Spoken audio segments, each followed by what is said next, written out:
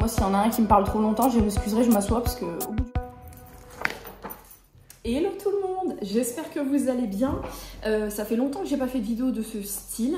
Aujourd'hui, c'est une journée un peu particulière qui arrive pour tout le monde plusieurs fois dans l'année, puisque c'est la journée des vacances. Puisque ce soir à 18 h, je suis en vacances pendant 3 semaines. Donc, c'est la journée où je vais traiter vraiment tous les petits trucs qui traînent. Je vais classer tout ce que j'ai à classer. Là on sent qu'on est au mois d'août, c'est une période qui est quand même un petit peu plus calme et du coup j'en ai aussi profité pour anticiper le congé maternité. Donc dans cette vidéo je ne vais pas vous montrer des documents particuliers, vous allez rien voir, je pense que vous comprendrez que voilà, il y a le secret professionnel, donc je ne vais pas vous montrer tout, mais comme ça fait un moment que j'ai pas reparlé de mon métier et que c'est un métier qui n'est pas forcément trop connu, je voulais revenir quand même sur, très brièvement, sur ce que je fais précisément, parce qu'il y a toujours des nouveaux abonnés, etc. Donc c'est toujours bon à prendre. Ce que je fais exactement, ce que j'ai fait pour arriver là où je suis aujourd'hui. Donc, je suis secrétaire générale de mairie, fonctionnaire, titulaire, à temps complet, dans une petite commune rurale. Donc vous savez, je ne donne pas de nom, je ne donne pas de localisation.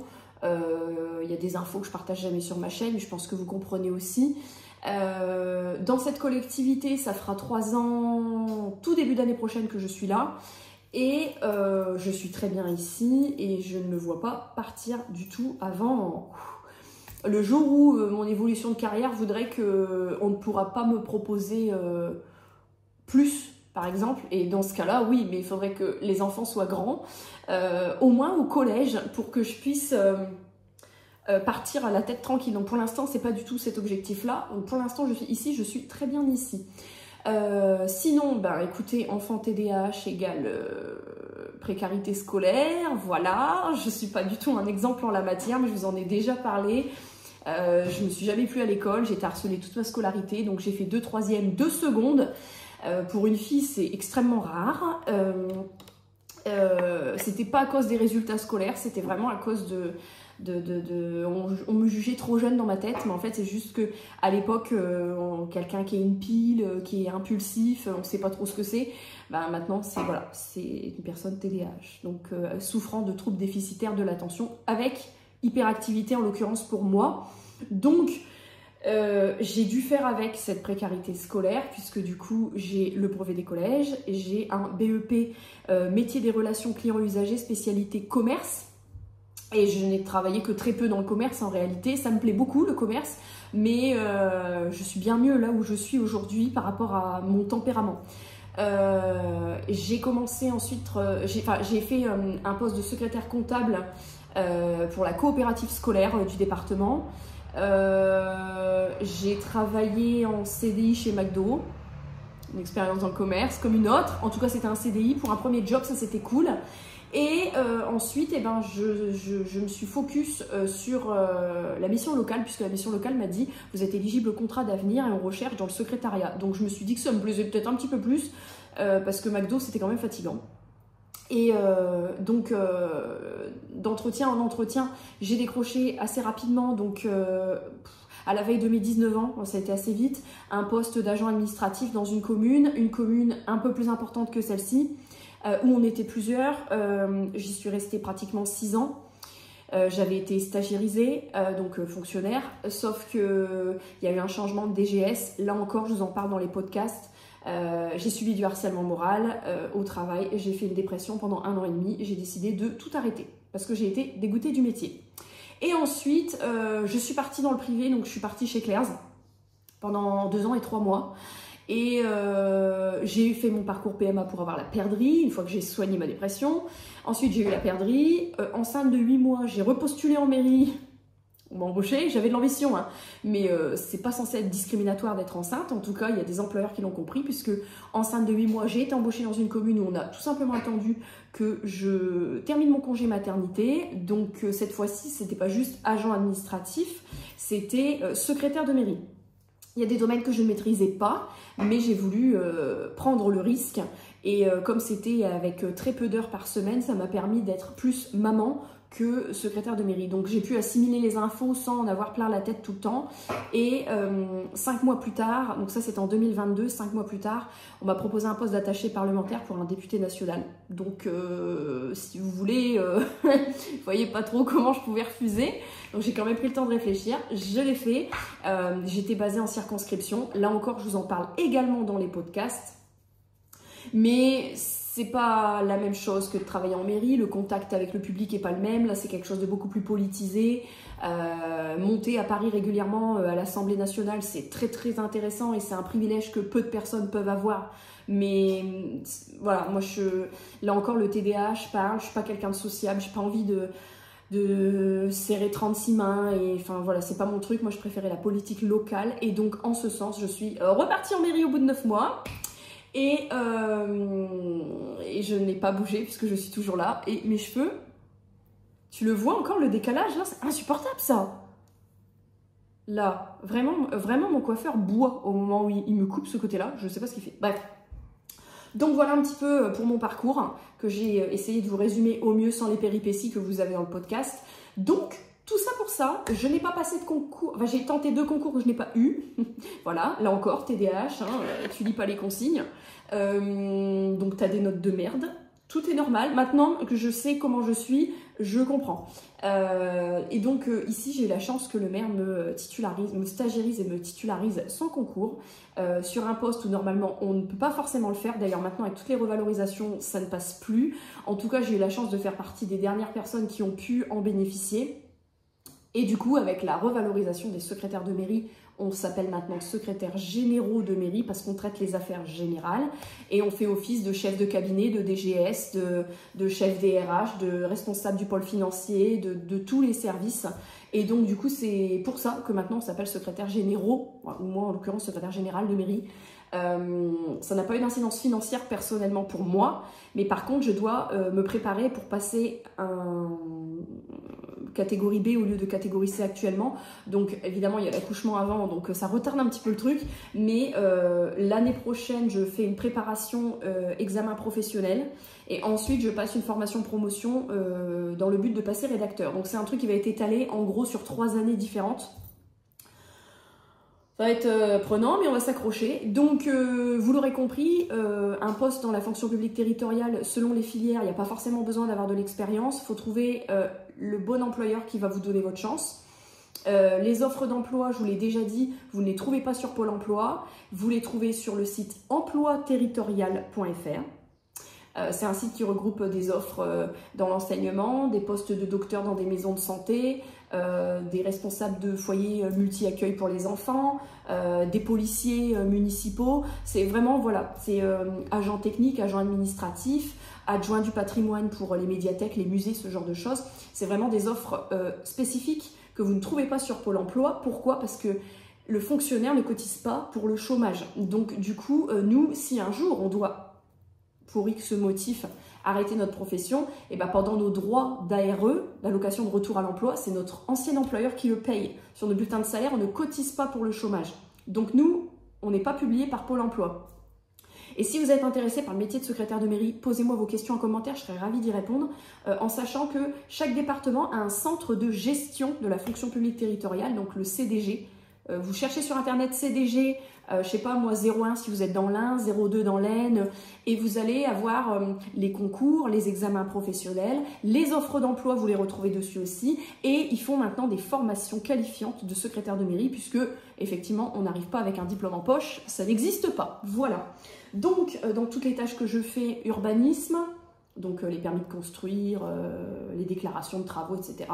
L'état civil, donc reconnaissance anticipée avant naissance, naissance, mariage, décès, transcription, voilà, le cimetière, les finances publiques, donc que ce soit payer les factures ou encaisser les recettes ou préparer le budget qui va permettre de faire tourner les finances de la commune chaque année. Toutes les réunions avec les élus, les réunions de conseils municipaux, les réunions d'action sociale, les commissions finances, commission travaux, les marchés publics, les appels d'offres. Donc Vous voyez déjà là, sans même tout vous énumérer tous les domaines, on a déjà un beau panel où il faut maîtriser pas mal de données juridiques. L'accueil du public, physique, téléphonique, mailing, les relations avec les élus d'autres collectivités, les relations entre collègues d'autres collectivités, les relations avec les commerciaux, voilà, les entreprises, ce genre de choses. Toute la partie célébration des cérémonies commémoratives, manifestations, enfin on est vraiment... voilà, on a des logements locatifs, donc je gère la partie du parc locatif aussi avec les loyers, les charges, etc. On a des terrains qu'on vend, donc je gère également une partie des ventes immobilières. On a un petit peu une secrétaire de mairie, le jour où elle part, elle peut très facilement retrouver dans un de ces domaines-là. Elle peut travailler en maison funéraire comme conseiller funéraire. Voilà, on développe des qualités et une polyvalence où on peut se reconvertir, je trouve, assez facilement. Même si c'est dans le privé, même si tout n'est pas pareil, on peut quand même voilà, s'adapter un petit peu. Et écoutez, je pense que j'ai résumé au plus large, parce que sinon ce sera encore une fois beaucoup trop compliqué. Là, en l'occurrence, pour cette dernière journée avant les vacances, j'ai fait de la compta hier en télétravail, donc il faut juste que j'imprime, parce que mon copieur est là, il faut juste que j'imprime le récapitulatif, le bordereau à faire signer au maire, avant de transmettre aux impôts les règlements, parce qu'on traite avec les finances publiques. J'ai des loyers à encaisser pour les logements, ça ok. Qu'est-ce que j'ai d'autre à faire? Les payes sont déjà prêtes, les payes d'août, parce que là on est début août, mais les payes d'août, il faut que nous on les fasse, on a une date pour les faire, donc elles sont déjà prêtes. Les bulletins de salaire pour les donner en fin de mois, le maire les a déjà, c'est déjà prêt. J'ai une transcription de décès à faire justement, donc un décès d'un habitant du village qui décède dans une autre collectivité, vous dressez une transcription, c'est-à-dire c'est une copie de l'acte. Mais du coup, les proches peuvent demander à la mairie de domicile du défunt une transcription qui reprend la même chose que l'acte de décès dans la commune où il est décédé, en gros. Ça, les gens ne le savent pas forcément, mais voilà. Donc là, j'ai une demande de transcription d'une ville un peu plus importante pour une dame dont on savait que c'était imminent, puisqu'on se demandait même si elle n'allait pas décéder chez elle pendant les vacances, donc il aurait fallu que je revienne faire l'acte de décès parce qu'on a un délai, mais en fait elle est décédée à l'hôpital, donc voilà, en tout cas c'est ce que j'ai dit au maire, au moins ça sera traité avant les vacances. J'ai des dates de réunion à prévoir avec le maire, j'ai un point sur les congés d'hiver à faire avec les agents parce que il faut qu'ils me les donnent très rapidement, parce que comme moi je suis en congé mat au 15 octobre pour faire le tableau des congés partie RH, il faut que tout soit traité avant que je parte. Que le maire en fait ait le tableau, je fais un tableau congé d'été, congé d'hiver, tout le monde avec les périodes et combien il reste de jours. Comme ça, si les agents demandent en direct au maire, le maire il a l'info. Et puis pour mon coccyx, j'ai ma déclaration d'accident de service qu'il faut que je fasse signer aussi. J'ai quelques virements de crédit budgétaire, j'en ai 2 à passer, c'est des tout petits pour couvrir des taxes ordures ménagères qui n'ont pas été payées. Il faut payer les gens, quand on vous demande de payer, il faut payer. Après, il ne faut pas se plaindre si vos trottoirs ne sont pas en bon état ou si le lampadaire devant chez vous ne s'allume plus. Voilà. Au moins, si vous êtes à jour, vous avez toute légitimité à faire des réclamations. Mais bon, grossièrement, ce matin, compta, transcription de décès, ce que je vous ai dit. Et cet après-midi, je suis ouverte au public. Donc, en général, quand je suis ouverte au public, ça dépend des communes, j'essaye de m'arranger pour n'avoir plus rien à faire. Mais j'ai une bannette à classer qui est pleine, donc je la classerai tranquillement entre deux. Et du coup, en général, tant que c'est ce maire-là, en tout cas, il passe quand on est ouvert au public. En début d'après-midi, je lui fais signer tout, on repointe les mails ensemble, on refait un point complet. Et comme ça, après moi, il me signe mes trucs et je peux enchaîner dans la foulée. Ce qui fait que du coup, quand je pars le soir, il n'y a plus rien sur mon bureau, si ce n'est s'il y a un truc qui était un peu plus long à faire et qu'avec le public c'était le rush et j'ai pas pu me dire bon je le ferai plus tard. Là aujourd'hui je ne peux pas puisque c'est le dernier jour. Donc là je vais commencer par boire un petit coup. Je me suis refait une petite boisson au lit parce que ça y est, maintenant je retrouve le goût de ces trucs là, en fin de grossesse ça commence à aller mieux. Et donc là je vais commencer par checker les mails. Donc moi j'ai une boîte directe plus là je vois il y a des réclamations de désagréments, vous voyez, ça fait, voilà, c'est aussi partie du métier. Voilà, on parle de 2 motocross non homologués qui font des allers-retours incessants tous les soirs et effectivement on le sait, mais bon ils n'ont pas d'immatriculation, donc un peu compliqué pour les choper. Donc vous voyez, voilà, ça fait partie des petits trucs où va falloir que je fasse le point avec le maire dans l'après-midi. Et puis comme je vais partir en vacances, du coup il va être un petit peu obligé de se saisir du problème tout seul. Voilà, ça fait partie aussi des spécificités en ruralité. Donc là je vais checker mes mails, faire tout ce que je vous ai dit. Je pense que je vous prendrai un petit peu en voix off, je vous mettrai un petit fond musical. Ça ne me dérangera pas dans mon travail parce que je ne m'occupe pas de vous pendant ce temps-là. Et puis évidemment, je ferai du coupage si je vois qu'on voit des choses parce que le but c'est pas qu'on voit. Si vous avez des questions, encore une fois, posez-les-moi en commentaire sur tous les domaines, toutes les spécificités, mais chaque commune est différente. Et voilà, chaque commune a aussi une énorme part de confidentialité. Donc, j'espère que vous comprendrez. Je vous mettrai une petite voix off, une petite musique, où je vous mettrai un petit titre, genre archivage, machin, état civil, je sais pas quoi. Je vous laisse et je vous retrouve tout de suite. Bon, je vous retrouve un petit peu plus tard. Il est 13h36. Au final, je ne vous ai pas du tout pris de la matinée. C'est absolument intolérable. Là, je viens de me taper le petit ménage. En fait, avant, on avait l'ATSEM de l'école qui, 1 heure par semaine, faisait le ménage dans la mairie. Sauf que, en fait, quand elle faisait le ménage ce jour-là, elle n'avait pas le temps de manger parce que, elle fait un peu l'entretien à droite à gauche.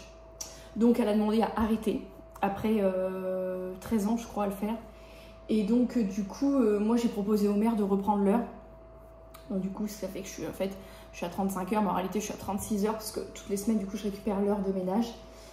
Et là, du coup, qui dit jour de vacances, dit j'ai refait un bon gros ménage avant l'ouverture publique. Ça va être ressali dans l'après-midi, mais voilà. Puis après, je suis pas là pendant 3 semaines, donc ce sera bon à refaire quand je reviendrai. Mais bon, là, du coup, je me suis un peu assise parce que vraiment, je suis en PLS. Je me suis remis un petit coup de parfum parce que forcément, du coup, transpirer à droite à gauche. Bon, ici, ça va, j'ai la clim, mais je voulais vous reparler de ce petit parfum-là. C'est le Peach Joe Plus Kimen série. On est d'accord, ça ressemble beaucoup au parfum Flora de chez Gucci. Il sent divinement bon. Ça, c'est du plastique. Hein. Vous les trouvez sur Shein. On est sur une odeur, ouais, peach.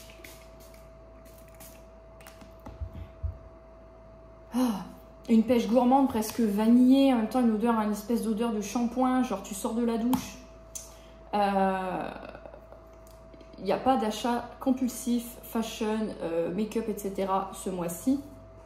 Mais ça, faudra que j'en rachète au mois de septembre. Il faut que je me rachète quelques petits produits make-up que j'ai terminés. Alors là, j'ai mis un petit peu trop de blush sur mon nez ce matin, non? J'ai le nez rouge. Et il faut que je teste les parfums de Dubaï. Parce que tout le monde parle des tablettes de chocolat de Dubaï, mais il y a aussi les parfums de Dubaï. Je n'arrête pas de voir passer 2 parfums particulièrement qui me font de l'œil. Il y a une boutique pas très loin, faut que j'aille sentir. Le premier, c'est Latafa. Le Pur Musc. Moi, j'adore les odeurs de propre, de lessive, donc il faut que je le sente. Apparemment, c'est une brume avec un bouchon un peu effet marbré. Il faut que je le sente. Je pense que si je le sens, je l'achète. Et alors, tu le trouves sur Vinted, mais bon, un petit peu du vol sur Vinted, les prix, je trouve. Et il y a également le Cotton Candy qui est dans un flacon en verre avec la petite pomponnette. Alors, c'est des flacons, voilà, c'est des produits de Dubaï, donc les Émirats arabes, il y a des écritures en arabe dessus, on est sur des packaging avec les petits pompons et tout, c'est vraiment très très bien travaillé. Mais j'ai vraiment envie de tester. Il y a beaucoup de gens qui disent que les parfums de Dubaï sont les parfums qui tiennent, alors pas forcément le mieux si tu prends une brume, mais bon, les parfums avec les odeurs les plus gourmandes, les plus travaillées. Et pour avoir travaillé en parfumerie, les parfums de parfumerie, si tu veux, c'est du vu, du revu, du re-revu, du rat-à-vu. Je suis toujours en quête d'odeurs. Et moi, les odeurs, hein, tu vois, par exemple celui-ci, ou sinon tout ce qui est odeur de propre, de lessive, d'adoucissant. Moi, je suis capable de mettre du Lénore dans un pulvérisateur, de mettre de l'eau dedans et de m'en faire un parfum. Mais ça ne tiendra pas toute la journée. Voilà. Donc, faut que je teste ces petits parfums-là. Pas d'achat pendant le mois d'août.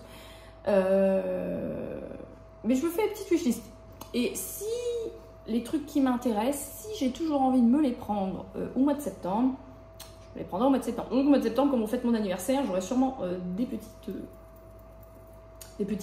comment dire, des petites images sonnantes et trébuchantes. Donc il y aura peut-être moyen du coup de financer tout au moins un parfum ou deux, ou je ne sais pas. Voilà, bon. Mais ça vraiment, les pompes à chaleur, la clim, je vous assure. J'ai mis 19, mais il n'y a pas 19, il y a 20. Je vous assure que ça c'est la révolution. Bon, du coup, j'ai encore des factures à faire. J'en ai pas beaucoup. Je vais regarder s'il y en a d'autres qui sont arrivés. Parce que les factures, maintenant, c'est totalement... Enfin, dans les faits, c'est totalement dématérialisé. C'est-à-dire que une entreprise, un commerce, dépose les factures sur ce qu'on appelle Chorus. Et les collectivités récupèrent la facture sur Chorus, tu la télécharges, parce qu'avant c'était envoyé par mail, par courrier, machin. Maintenant, tout est censé être dématérialisé. Hein. C'est la facturation électronique. Les petits commerçants du coin, ils font encore le petit carnet avec le numéro de facture. À chaque fois, tu leur cours derrière, tu dis « Je n'ai pas le RIB. Donnez-moi le RIB. » Ou le numéro SIRET. Bon, ça peut se retrouver. Mais le RIB, à un moment donné, si tu veux être payé, il faut donner ton RIB, quoi. Donc là, je vais regarder si j'ai des factures qui sont arrivées. Parce que après, pendant 3 semaines, il n'y aura pas de paiement de facture. Oui, il y en a. Oui, il y en a. Ouais, il y en a quelques-unes. Ouais, il y en a 6. Elles sont arrivées le 4 et le 8 août. Écoutez, je vais me mettre là-dedans. Et puis, je vous reprendrai un petit peu plus tard. Je ferai un petit pipi aussi avant l'ouverture au public. Parce que si jamais, comme c'est mon dernier jour avant les vacances, je me fais assommer parce que des fois, c'est le feu. Des fois, c'est le feu, je vous jure, j'ai mal aux pieds, j'ai mal aux mollets, j'ai même pas le temps de boire. J'ai pas le temps d'aller pisser. Je peux vous dire qu'avec un bébé dans le ventre, une sciatique, j'ai mis une chaise à l'accueil. Hein. Moi, s'il y en a un qui me parle trop longtemps, je m'excuserai, je m'assois parce qu'au bout du rouleau.